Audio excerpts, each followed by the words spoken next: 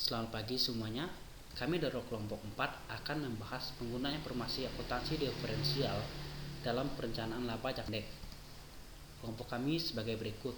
Yang pertama, Pascalis Bailon, yang kedua Candice Deo, yang ketiga Eva Kasmarita, yang keempat Apriliana Yumita, yang kelima Veronica Arsyad, yang keenam Yola Kristiani saja. Baiklah, yang pertama saya Candice Deo akan membahas informasi akuntansi diferensial atau IAD.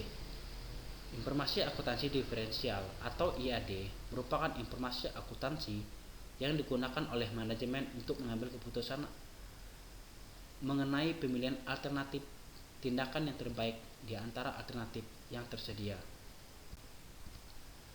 Selanjutnya, perencanaan laba jangka pendek. Ukuran yang sering dipakai untuk menilai berhasil atau tidaknya manajemen suatu perusahaan adalah laba yang diperoleh perusahaan. Laba utama dipengaruhi oleh 3 faktor. Yang pertama, volume produk yang dijual. Yang kedua, harga jual produk. Yang ketiga, biaya. Biaya menentukan harga jual untuk mencapai tingkat laba yang dikehendaki. Harga jual mempengaruhi volume penjualan. Volume penjualan langsung mempengaruhi volume produksi, dan volume produksi mempengaruhi biaya. Dalam perencanaan laba jangka pendek, hubungan antara biaya, volume, dan laba memegang peranan yang sangat penting.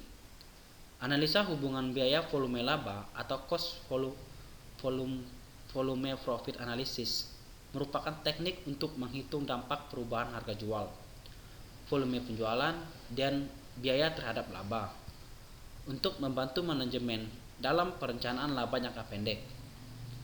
Dalam proses perencanaan laba jangka pendek, manajemen memerlukan informasi akuntansi diferensial yang terdiri dari informasi pendapatan diferensial dan informasi biaya diferensial. Perencanaan laba jangka pendek dilaksanakan oleh manajemen dalam proses penyusunan anggaran. Dalam proses penyusunan anggaran, manajemen selalu dihadapkan pada pemilihan alternatif tindakan yang harus dipertimbangkan dampaknya terhadap laba perusahaan. Berbagai parameter yang bermanfaat untuk proses perencanaan laba jangka pendek. Yang pertama, impasse atau break even. Yang kedua, margin of safety. Yang ketiga, shutdown point.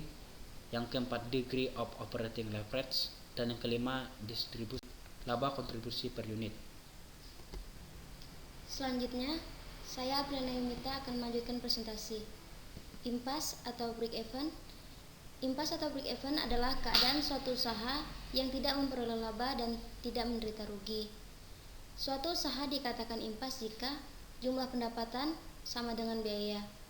Laba kontribusi hanya digunakan untuk menutup biaya tetap saja. Analisis impasse adalah suatu cara untuk mengetahui volume penjualan agar perusahaan tidak menderita rugi tetapi belum memperoleh laba. Margin of safety menunjukkan jumlah maksimum penurunan target pendapatan yang boleh terjadi agar penurunan tersebut tidak menimbulkan kerugian. Semakin besar margin of safety, maka semakin besar kesempatan perusahaan untuk memperoleh. Titik tutup usaha atau shutdown point. Jumlah penjualan yang menunjukkan usaha yang dijalankan secara ekonomis tidak pantas dilanjutkan lagi. Titik tutup usaha dicapai jika jumlah penjualan tidak cukup untuk menutup biaya tunainya. Biaya tunai adalah biaya-biaya yang memerlukan pembayaran segera dengan uang kas. Dalam pengambilan keputusan untuk menutup usaha harus diadakan perbedaan antara biaya keluar dari saku atau out of pocket cost dengan biaya terbenam atau sunk cost, yaitu pengeluaran yang dilakukan pada masa yang lalu yang manfaatnya masih dinikmati sampai sekarang. Degree of operating leverage menunjukkan presentasi perubahan laba bersih sebagai dampak terjadinya perubahan pendapatan penjualan. Degree of operating leverage memberikan ukuran dampak perubahan pendapatan penjualan terhadap laba bersih pada tingkat penjualan tertentu. Dengan parameter ini, manajemen akan dengan cepat mengetahui dampak setiap usulan kegiatan yang menyebabkan pendapatan penjualan terhadap laba bersih perusahaan. Baiklah, saya Yola Kristiani Sajat akan melanjutkan presentasi ini. Analisis cost, volume, laba, titik impas. Analisis untuk memprediksi atau mengukur pengaruh perubahan pos-pos berikut terhadap laba. Yang pertama, cost variabel per unit. Yang kedua, cost tetap per periode. Yang ketiga, volume penjualan. Yang keempat, harga jual per unit. Yang kelima, kombinasi mix penjualan. Selanjutnya, teknik analisis, persamaan, margin kontribusi, dan grafis. Rumus teknik margin kontribusi.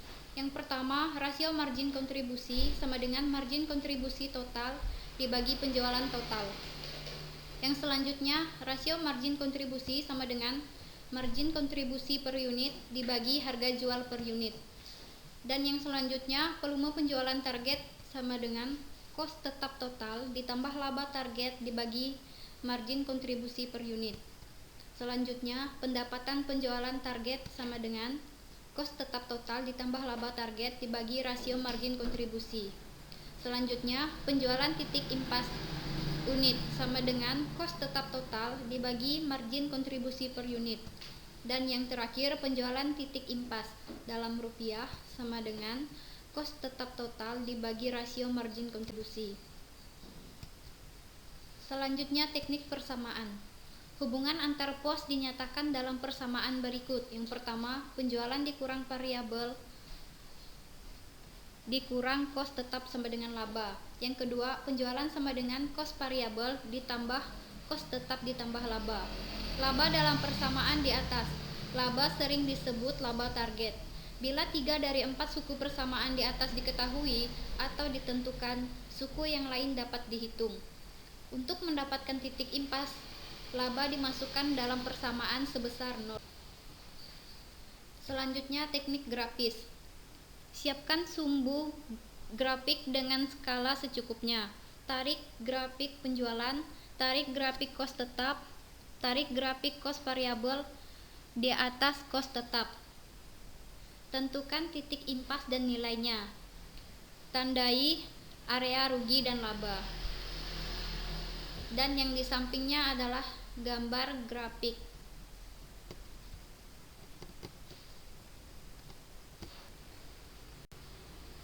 Baik, saya Eva Kasmarita. Saya akan melanjutkan pembahasan tentang margin of safety.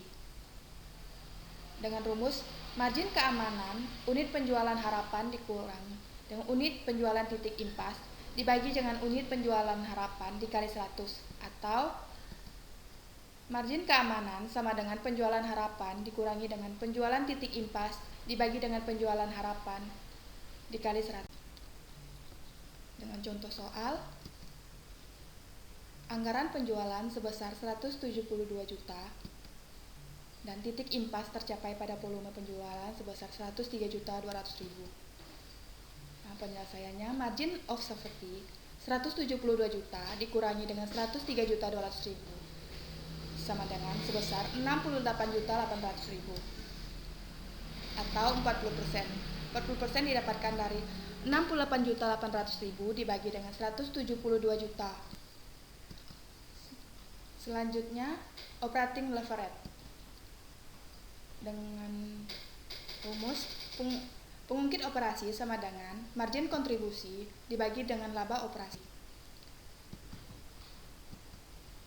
Contoh soal, pendapatan penjualan sebesar 172 juta, biaya variabel sebesar 43 juta, laba kontribusi sebesar 129 juta, biaya tetap 77 juta 400, dan laba bersih 51.600.000.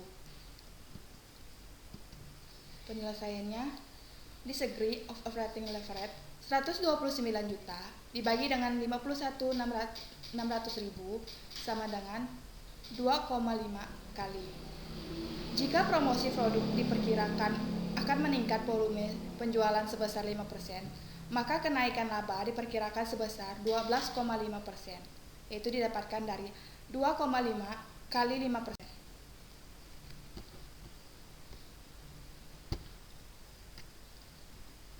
Ini udah kan? Jadi gimana nih? Bisa di ini nggak? Baiklah, saya Veronica Arsyad melanjutkan pembahasan mengenai titik penutupan usaha. Titik penutupan usaha sama dengan biaya tetap tunai dibagi kontribusi margin rasio, dan titik penutupan usaha sama dengan biaya tetap tunai dibagi pendapatan penjualan dikurang laba. Berikut adalah contoh soal titik penutupan usaha, yaitu volume penjualan dalam bentuk kilogram, 1000 kg, 600 kg, 500 kg, dan 200 kg. Dan ada pendapatan penjualan dalam bentuk rupiah, yaitu Rp1.720.000 dan Rp103.200 dan Rp86.000 dan terakhir Rp34.400. Dan ada juga biaya variabel yang dalam bentuk rupiah, biaya tetap out of pocket, biaya tetap sunk, laba akuntansi, dan laba tunai.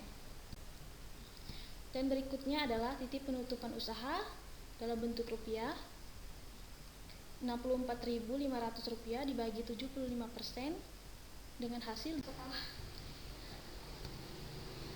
Berikut titik penutupan usaha dalam bentuk rupiah. Titik penutupan usaha sama dengan Rp64.500 dibagi Rp172.000 dikurang Rp43.000 dengan hasil 500 kg. Usaha harus dihentikan jika penjualan di bawah Rp86.000 atau 500 kg. Sekian presentasi dari kelompok kami. Terima kasih.